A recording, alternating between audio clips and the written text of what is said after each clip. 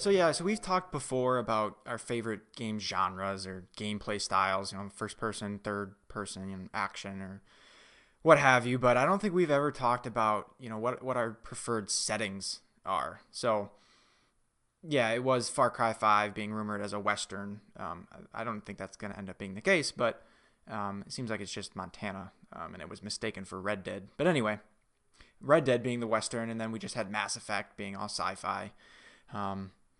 Some other news about The Witcher that we'll get to shortly, of course, being like a high fantasy type setting. So it just got me thinking about, what are some of my preferred genres when it comes to games? And ultimately I came down to myself, I'm pretty agnostic, I think. I think I go through phases, really, where, there's parts of the year or, maybe a whole year at a time even. There's no rhyme or reason to it where I'm really feeling, something high fantasy. Like when I was into The Witcher, it was like, that was it, right? Like I was anything in that or even Dragon's Dogma. Was just like, you were playing that too, weren't you, for a bit?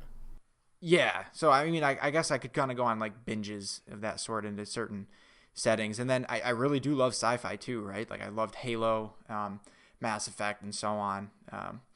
The only genre I think overall I'm pretty agnostic. Like I like everything; it just comes and goes in phases. But the only genre, or rather, the only setting I think I could generally veer away from is modern day stuff. It's part of the reason I never got into GTA so much.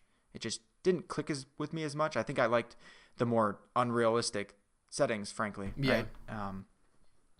Right? And I have other issues with GTA, but I think that's the core thing of why I never got super into it. I was like, I don't want to play a game in a city that is real. Granted, I hope no one out there is actually going and stealing cars and killing hookers, but you could, I guess. Spoilers, Dom. That happens every day. You see where I'm going, though. Where on that same sense, there's literally no way I could actually do, 99% of the things Geralt of Riviera. Whatever it is. Rivia. Yeah. Obviously, magic in that sense isn't real, or in any sense. I don't know. Let's not get into that, but you see my point. I think I prefer settings that are... It's real to me, damn it! Settings that are more, that are just frankly not real, right? Fantastical in whatever sense. So I think that's where I come down. And now I want to get back into Persona 4, which is a whole different thing. But more on that on a later date, I guess. So I guess I'm just curious to hear what you guys think. Like what kind of settings you prefer, or what you try to stay away from too. So what do you got? I hate Cyberpunk. No, I love Cyberpunk. I just you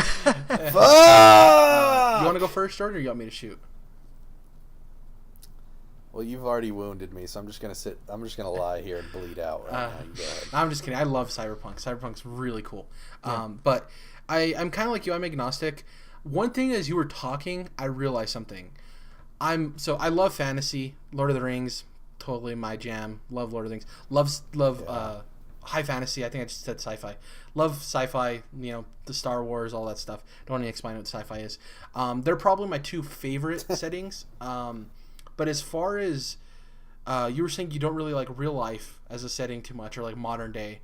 And what I realize is that I have more of a leniency for high fantasy and sci-fi. Like I'll play a mediocre sci-fi or high fantasy game and deal with it just because I like those type of worlds.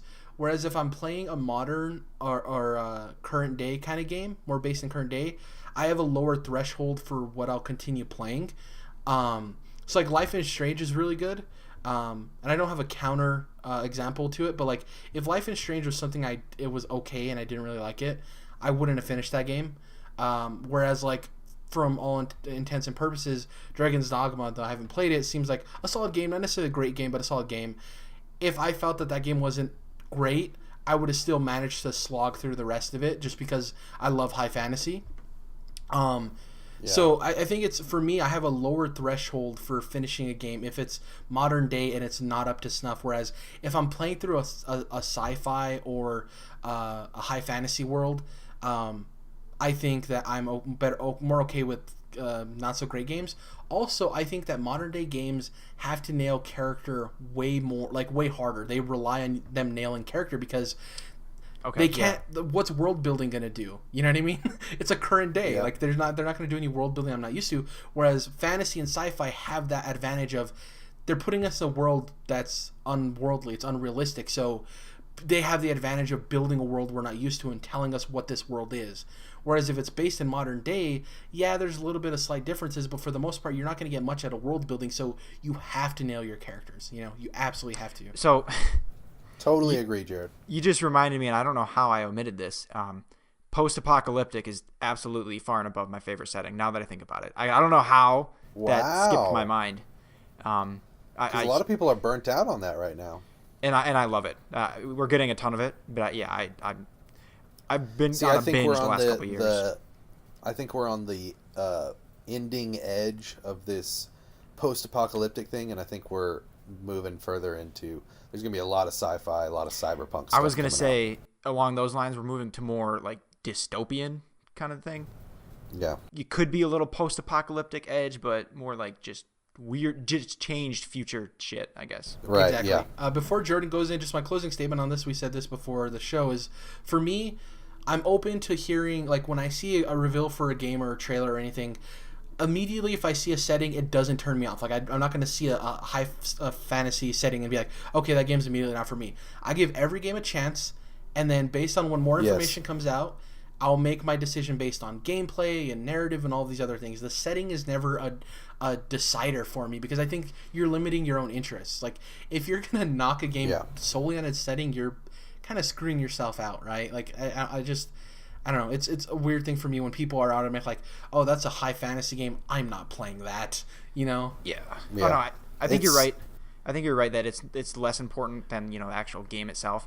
But you just made me think of another setting that I love, and there's not enough of it. Is historical stuff. So I've been playing Wolfenstein, right? So that's both alt history. What I was just saying, it's history, and then it's alternate history. So it's still 1960, which is history, but it's a different 1960. Just like just like Fallout 4 thing. too, to some extent, post-apocalyptic and alt history kind of stuff. Right. Yeah. But then regular history, like Assassin's Creed stuff, I've found to be awesome too. So Exactly. had to get that in there. That's it for me. You can go ahead, Jordan. That's all I have to say about settings. So yeah, I just wanted to real quick agree with the last thing that you said, Jared, that I try to be really just with life in general, but especially with media, I just try to be as open-minded as possible. And so when it comes to video games, you're going to have to do a lot to get me to completely turn away and not even give your game a chance, right? And setting is just not one of those things. Now, there's certain settings that I'm absolutely more particular to than others, and I'm going to, if there's a game that's in a setting that I'm not really partial to, and then it also has other stuff that I'm not partial to, then yeah, I'm probably not going to go with your game. But that's nothing personal against developers or anything like that. So as far as my favorite settings, obviously, I think I've talked plenty about, Jared, you brought up cyberpunk, so I'm huge into science fiction, and obviously cyberpunk being a huge subgenre of that, and connects back to the changed future that Dom's talking to. The dystopian stuff is a big part of Cool as shit. Of cyberpunk, yeah, and it is cool as shit. And then, of course, I'm very into fantasy. But I like those really character-driven modern day things like you were talking about, Jared, just as much because, especially in video games, like you said, there's just not as much in our own real world. There's not as much crazy shit going on, so we don't get that focus as much. And usually, if we do, it's like a story-based, maybe walking simulator or a Life is Strange, something like that, with a little bit of magical realism tossed in there. But yeah, for me, I think setting, if introducing me to a whole new world is, usually going to hook me, because another point I'd like to make is the fact that a lot of people just are hooked on the fact that video games are escapism. And I, to be honest, completely disagree with that. I think that if that's all video games are, then that's all movies are. That's all TV is. That's all any type of entertainment is. And so I just disagree with that. I think what a big part of the reason we play video games is because of what you said. I think it was you, Dom. none of us could be Geralt of Rivia. None of us have superpowers like Cole and Infamous, and none of us are going to be able to travel to the Andromeda Galaxy like in Mass Effect. So the reason that I play a lot of these, well, yeah, you know, yet, but none of us are ever going to be a fucking Asari. Let's say that. Yeah, much, right? exactly. So, unfortunately, indeed, because we would just be, then this whole transgender thing would be solved real quick. We're just fluid, motherfucker. But anyways, the reason that I play a lot of those different types of settings and the reason that I'm into these video games like that is not because of escapism. It's because I don't know how to fucking fly. I don't have superpowers. I don't have magical abilities like a Witcher does. And so I'm playing these games to experience things that aren't possible for me. And that's the whole crux of VR. VR is not all about escapism. VR is all about doing things that you are unable to do, you know. Eagle flight's a perfect example of that. You know, we're never going to be an eagle, but we can enjoy the experience nonetheless. I'm an eagle. And fuck you. So anyways, I just wanted to, I think that's a important point in the conversation for me personally, is that I get you. The setting is more important because it's not all about the escapism. It's about what world that you're bringing me to that I've never been able to visit before. And, you know, like I said, books are the same way, movies, TV shows, whatever. So